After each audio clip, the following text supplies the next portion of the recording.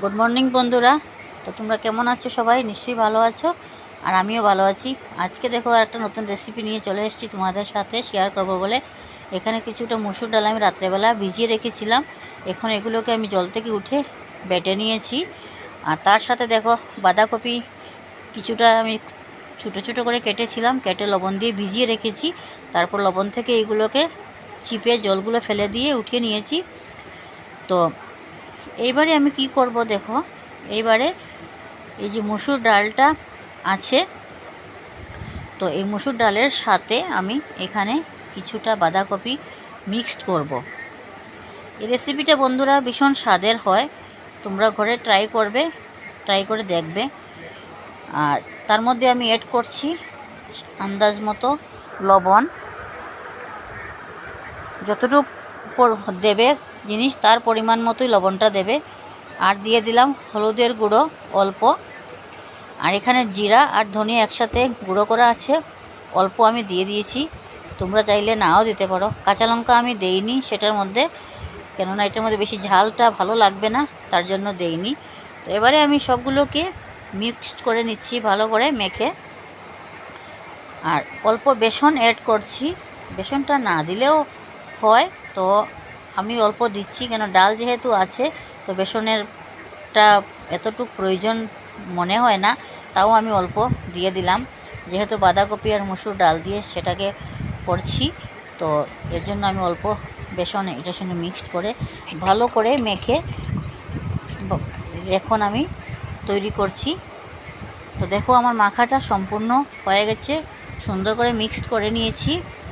তো এবারে আমি এখানে কড়াইটা বসিয়ে কড়াইয়ের মধ্যে আমি তেল দিয়ে দিলাম। তেলটা এবারে অল্প গরম হয়ে যাক। আর এই দেখো বড়ার সাইজগুলো এরকম করে আমি করছি, তোমরা চাইলে এটাকে লম্বা করেও দিতে পারো বা এইভাবে গোল গোল করেও দিতে পারো, যার যেরকম সুবিধে সেরকমই দিবে। এইভাবে বড়াগুলোকে দিয়ে সবকটাকে আমি এখন ভাজবো। তো এই রেসিপিটা নিরামিষ বন্ধুরা, তোমরা নিরামিষের দিনেই রেসিপিটা তোমরা একবার ট্রাই করে দেখবে।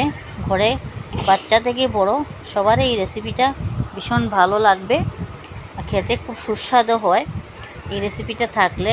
আর মাছের আর মাংসর কোনো প্রয়োজনই পড়ে না। আমার তো বিশেষ ভালো লাগে, তার জন্য আমি এই রেসিপিটা মাঝে মধ্যেই করে খাই। তো আজকে ভাবলাম তোমাদের সাথে আমি এটা একটু শেয়ার করি। তো দেখো বড়াগুলো আমার একটা সাইড হয়ে গেছে, আমি আবারও আরেকটা সাইডকে পাল্টে দিচ্ছি। এইভাবে করে পাল্টে পাল্টে আমি সবটাকে আমি ভালো করে ভেজে উঠিয়ে নিব।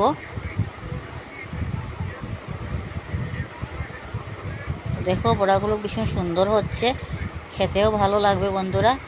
আর আমার চ্যানেলে যদি কেউ নতুন হয়ে থাকো তাহলে আমার ইউটিউব চ্যানেলে লাভলি দাস অফিসিয়াল চ্যানেলটাকে একটু সাবস্ক্রাইব করে দিও, আর ফেসবুক পেজে লাভলি দাস চ্যানেলটাকে একটু ফলো করে দিও। আর এভাবেই আমার পাশে থেকো বন্ধুরা, আমার ভালো লাগবে।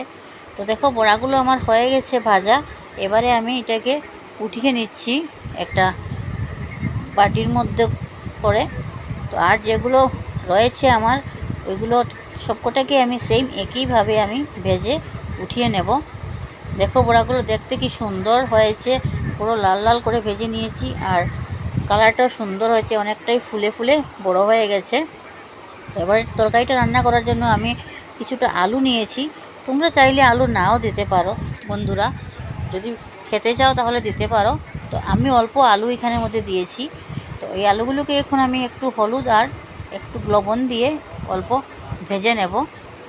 তো আলু না দিলেও হয়, কোনো ব্যাপার না, তো আমার ভালো লাগে তার জন্য আমি অল্প আলু দিলাম। আলুটাকে একটু ভালো করে লাল লাল করে ভাজবো। আর এদিকে আমি একটা ছোট্ট বাটি নিয়েছি, এটার মধ্যে আমি এখন যে মশলাগুলো তরকারিতে দেব, এই মশলাগুলো এখন সবকটাই নিয়ে নিব। এখানে জিরা আর ধনে গুঁড়ো একসাথে মিক্সড করা আছে, আমি দিয়ে দিলাম এটা বাটির মধ্যে। এবারে আমি এখানে আন্দাজ মতো লবণ দিয়ে দিচ্ছি। লবণটা বিশেষ করে ভালো করে দেখে বুঝে দেবে, না হলে বেশি হয়ে গেলে খেতে পারবে না। অল্প হলুদের গুঁড়ো দিয়ে দিলাম। আর এখন অল্প আমি লঙ্কার গুঁড়ো দেব। লঙ্কার গুঁড়োটা বেশি দেবে না বন্ধুরা, না হলে ঝাল হয়ে যাবে। এই তরকারিটার মধ্যে বিশেষ ঝালটা মানায় না, তো আমি তার জন্য অল্পই লঙ্কার গুঁড়ো দেবে। আর এখানে অল্প এবারে জল দিয়ে এগুলোকে আমি একটু মিক্সড করে রাখবো, যতক্ষণ না আমার আলুটা ওইদিকে ভাজা হচ্ছে ততক্ষণ এটা এভাবে থাকবে। তো দেখো মিক্সড করে নিয়েছি আমি, এখন এটাকে আমি এখানে সাইডে রেখে দেব। আলুগুলো মোটামুটি হয়ে যাচ্ছে ভাজা, আস্তে আস্তে উঠিয়ে নিলেই হয়ে যাবে। তো আর এক দুটো আলু হয়নি দেখতে পাচ্ছি, তো এই কয়টাকে আমি একটু পাল্টে পাল্টে দিচ্ছি আলু, তো আশা করি হয়ে যাবে। তো দেখো আলুগুলো আমার ভাজা হয়ে গেছে। তো এবারে আমি এগুলোকে একটা বাটির মধ্যে উঠিয়ে নিচ্ছি। আলু তোমরা যেভাবেই সাইজ করে কাটতে চাও তোমাদের ইচ্ছা সেভাবেই তোমরা কাটতে পারো। অল্প তেল রয়েছে, তার মধ্যে আমি আরও অল্প একটু তেল অ্যাড করছি তরকারিটা বানানোর জন্য। তো তেলটা দেখো ভালো করে গরম হয়ে যাচ্ছে, আমি আগুনটাও একটু কমিয়ে দিয়েছি, বেশি আগুন দিলে তেলটা আবার একদম পুরো জ্বলে যাবে, তার জন্য কম আঁচ করে আমি একটু রেখেছি তেলটা যাতে ভালো করে গরম হয়ে যায়, কাঁচা গন্ধ না করে। তো এবারে ফোড়নে আমি তেজপাতা আর এলাচ আর গোটা জিরা দিয়ে দিলাম, একটু নাড়াচাড়া করে আমি এখানে যে মশলাগুলো আগে গুলে রেখেছিলাম এই মশলাগুলোকে এখন আমি দিয়ে দিচ্ছি। তো এবারে ভালো করে নাড়াতে থাকবো। আর এই মশলা বাটিটা অল্প জল দিয়ে আমি ধুয়ে আবার মশলাগুলোকে দিয়ে দিলাম। এখন বন্ধুরা এগুলোকে ভালো করে কষাতে হবে, যত ভালো কষাবে তত ভালো রান্নাটা হবে।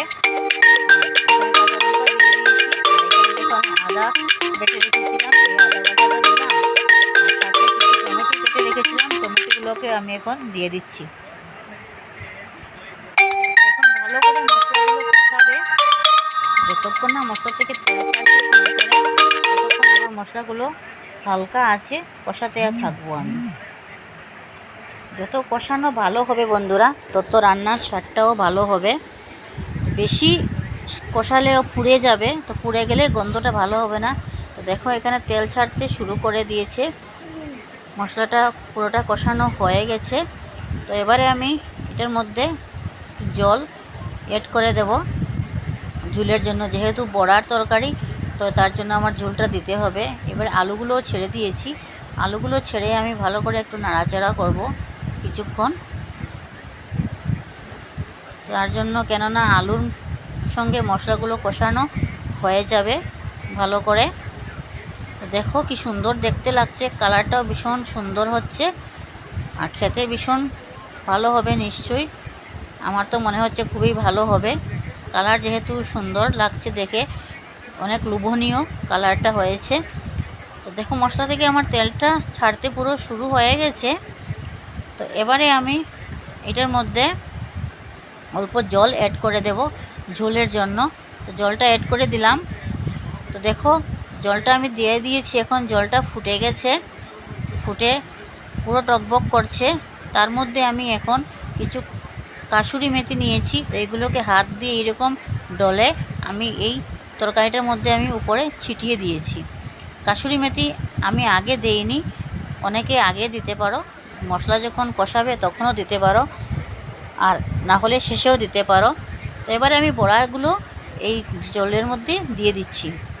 বড়াগুলো দিলে অল্প সেদ্ধ হয়ে যাবে ভেতরটা, বড়া তো সেদ্ধ আছেই, তাও আর একটু সিদ্ধ হয়ে যাবে। আর যতটুকু জল টানার বড়াগুলো জলটা টেনে নেবে, যেহেতু বড়ার তরকারি বন্ধুরা ঝোল একটু বেশি করে রাখতে হবে, না হলে ঝোলটা পুরো শুকিয়ে যাবে।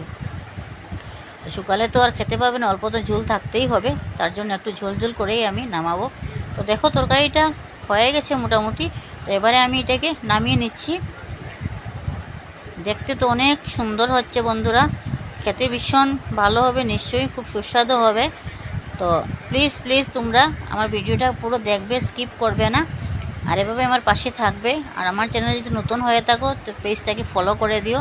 তো আজকের মতো বন্ধুরা এখানেই তো শেষ করব আমি। আর তার উপরে দেখো অল্প আমি ঘি দিয়ে দিলাম, আমি গরম মশলা দেইনি, ঘি দিয়েছি, তোমরা চাইলে গরম মশলাও দিতে পারো।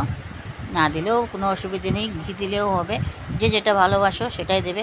আর বড়াগুলো দেখো কি সুন্দর সুন্দর হয়ে রয়ে গেছে, ফুলে ফুলে আছে, দেখতে তো ভীষণ ভালোই লাগছে বন্ধুরা। আমার তো মনে হচ্ছে আমি এখনই খেয়ে ফেলি। তো আমার ভিডিওটাকে স্কিপ করবে না বন্ধুরা, তোমরা দেখবে পুরোটা, আর এভাবে আমার পাশে থাকবে। আর আমার ভিডিওটাকে লাইক কমেন্ট শেয়ার করে দিও, যাতে আমি যখনই ভিডিও ছাড়বো তখন তোমাদের কাছেই তাড়াতাড়ি পৌঁছে যায়। তো ধন্যবাদ সবাইকে, ভালো থাকবে, সুস্থ থাকবে, আবার দেখা হবে নেক্সট ভিডিওতে। Tata, bye bye.